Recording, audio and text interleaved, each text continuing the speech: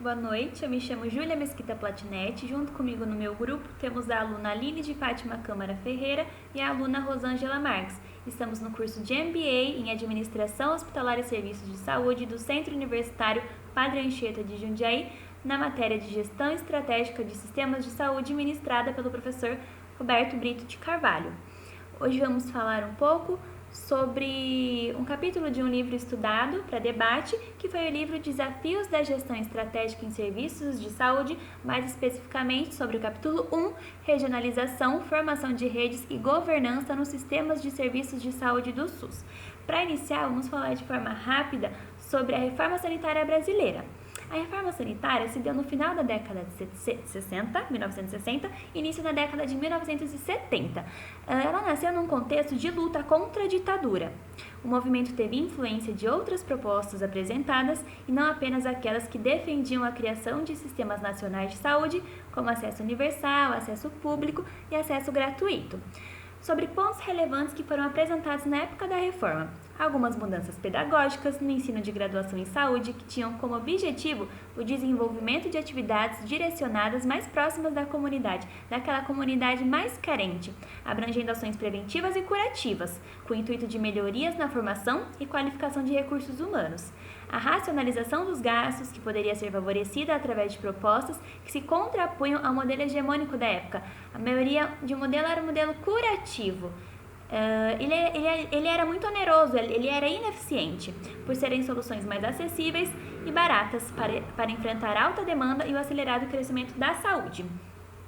Agora, sobre perspectivas sobre a ótica de apoio a uma reforma da saúde no Brasil. Assim, nesse tempo, durante o processo da reforma de saúde, o objetivo racionalizado e direcionado aos gastos públicos ou de ampliação para expansão de cobertura assistencial direcionadas à população carente, como foi falado, socialmente ou ainda que tivessem direcionamento em mudanças pedagógicas no ensino médico, apresenta a complexidade e magnitude que foi esse processo. Portanto, em mais de 2 décadas após a implementação do SUS, perpetuam e permanecem as dificuldades para sua consolidação e para unir de fato as forças políticas articuladas, que possam superar os obstáculos. Nas décadas de 1960 e 1970, onde foi a época da reforma sanitária no Brasil, com a falta de planejamento estratégico em receber o grande número populacional migratório do campo para a cidade, desencadeou um acelerado crescimento de favelas, conjuntos habitacionais. Assim, pelo dominado e impulsionado falso milagre econômico, a construção civil e a indústria, na primeira fase do período autoritário que se arrastou de 1964 a 1985, grande quantidade de mão de obra, porém sem qualificação.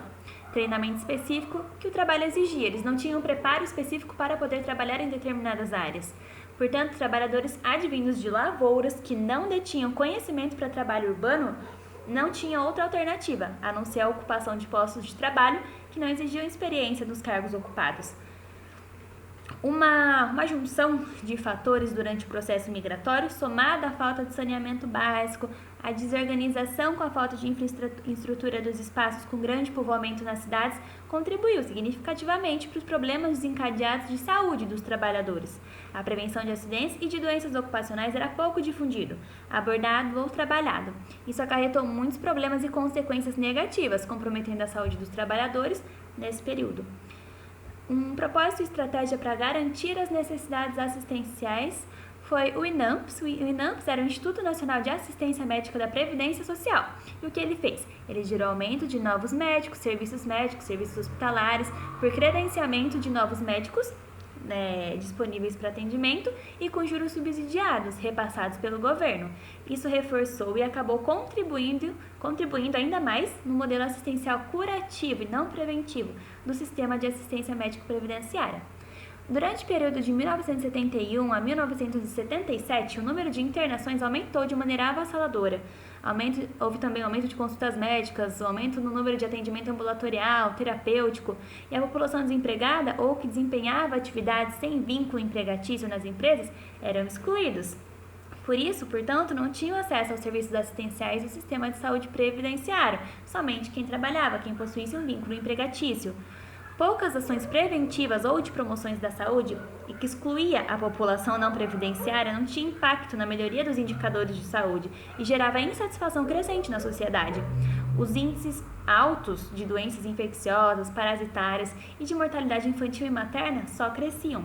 Aumentou também o número de acidentes de trabalho, acidentes de trânsito, além de outros acrescidos às características da violência urbana, consequentemente com o crescimento da criminalidade, fato que veio da migração do campo para a cidade. Contudo, o sistema de saúde era dispendioso e sua fiscalização precária, ineficiente. Fraudes, distorções e irregularidades na cobrança pelos serviços prestados da ampla rede assistencial privada que mantinha contratos e convênios com INAMPs era presente e evidenciava a falta de preparo e planejamento das ações. No ano de 1982, tivemos a crise financeira da Previdência Social. E para enfrentar as despesas crescentes com a assistência médica hospitalar, foi elaborado o Plano de Reorientação da Assistência no âmbito da Previdência Social. As medidas visavam o maior controle dos gastos públicos, eliminação da ociosidade e o aumento da produtividade e eficiência do sistema de saúde. Paralelamente, crescia o movimento pela reforma do sistema de saúde e a real necessidade de mudanças.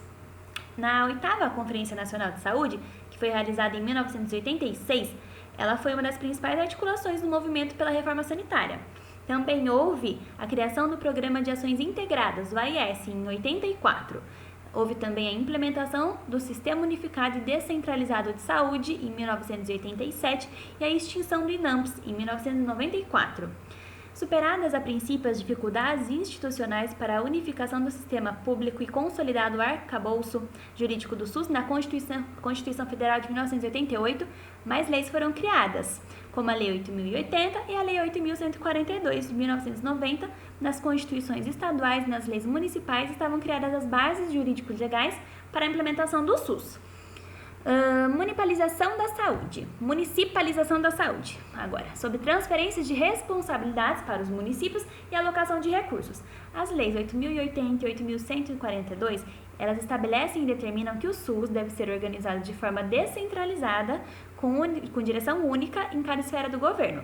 E durante o processo de implementação do SUS, essa cicatriz constitucional acabou tendo papel central nas tomadas de decisões. A transferência na atribuição de responsabilidades na gestão e execução das ações e serviços de saúde para os estados e posteriormente para os municípios foi expressiva seguindo esse modelo assistencial.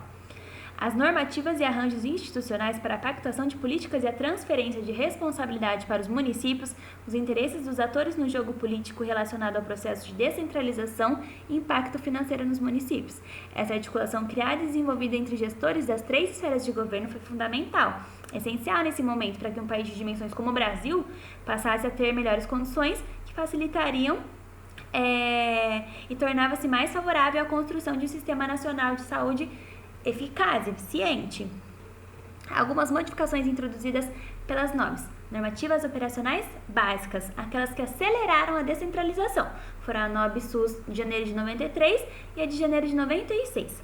A de janeiro de 93 propõe estratégia de transição para a descentralização plena do sistema de saúde, ao criar as formas ascendentes de gestão, denominadas em incipiente, parcial e semiplena.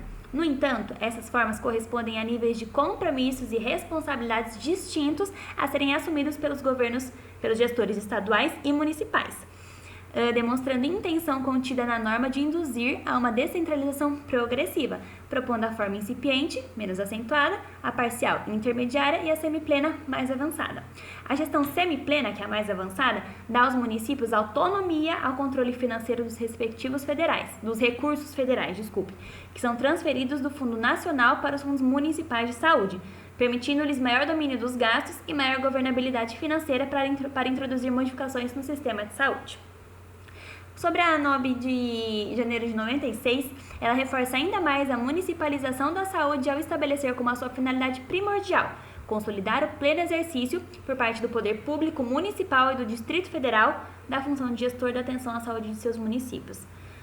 Sobre a NOA 1, de janeiro de 2001 e de janeiro de 2002, tiveram como objetivo ampliar o escopo e as responsabilidades dos municípios nas ações básicas, mas certamente o mais importante foi o de estimular a regionalização de saúde. Designam os governos estaduais responsáveis por organizar planos diretores de regionalização. Agora sobre o Pacto de Saúde, Pacto pela Saúde, criado em 2006. Ele foi aprovado e regulamentado pelas portarias ministeriais. Nesse momento, ele passa a ser considerado pelos gestores que representavam o Ministério da Saúde. o CONAS e o CONASSENS, também como uma nova etapa do SUS, que teria em tese a finalidade de substituir o formato rígido que vigorava na vigência da NOM de 96 e que dificultava a construção de arranjos necessários para a consolidação da regionalização. Constituído de 3 componentes, o Pacto pela Saúde se propõe a articular gestores das 3 esferas de governo para consolidar a regionalização e aperfeiçoar as redes de atenção regional com a ênfase na qualificação da atenção básica, promovendo o compartilhamento de compromissos, responsabilidades e financiamento. O processo de descentralização das ações de serviços do SUS teve como principal motivação a transferência de responsabilidades aos municípios, visando tomar eles mais eficientes nas implementações das políticas públicas. Um dos aspectos mais valorizados foi o da possibilidade de democratização do processo decisório, com a constituição de conselhos de saúde, com 50% dele composto pelos usuários, que tinham a atribuição de aprovar os planos de saúde e fiscalizar a sua execução. Sobre a fragmentação no cuidado da saúde, a gente fala sobre alguns desafios para a integração entre serviços e aperfeiçoamento de redes regionalizadas de atenção no SUS. A fragmentação no cuidado da saúde é tão presente e gera tantos empecilhos para que a integração entre os serviços de saúde realmente ocorra, tanto que a Organização Pan-Americana de Saúde cita algumas causas bem focadas para a fragmentação. Porém, é claro observar que em países que tentam de alguma forma criar maneiras de regionalização com acessibilidade universal, por exemplo, o avanço é evidentemente mais favorável para que essa integração ocorra.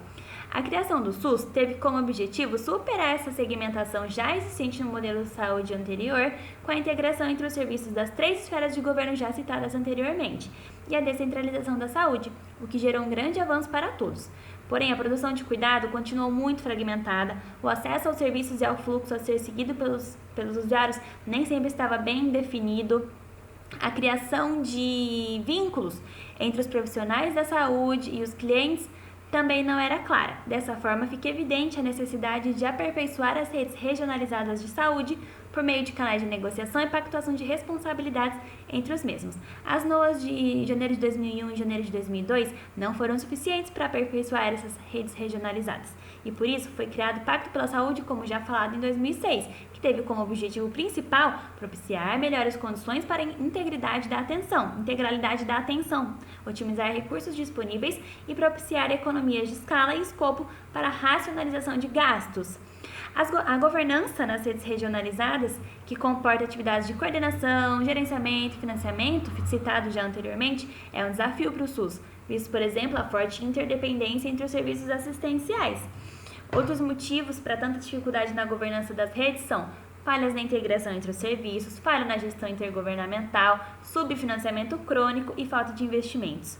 Porém, nem tudo vai tão mal. Houveram avanços, como, por exemplo, na constituição dos colegiados de gestão regional, os CGRs, dos quais, em conjunto, participam os gestores estaduais e os municipais de determinada região de saúde.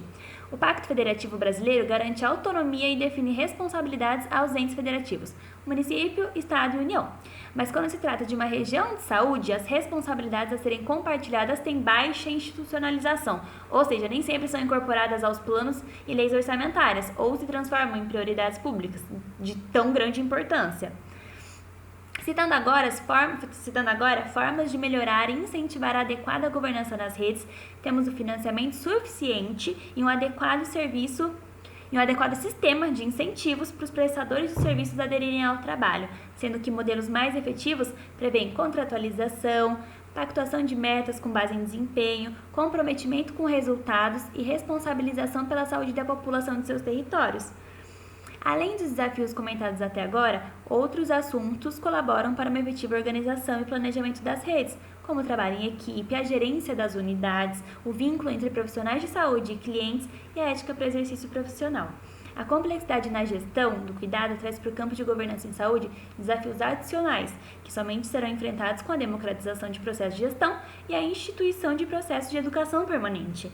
Entrando nesse tema, um dos desafios é a consolidação da APS, da Atenção Primária em Saúde, como espaço de gestão responsável por coordenar o cuidado.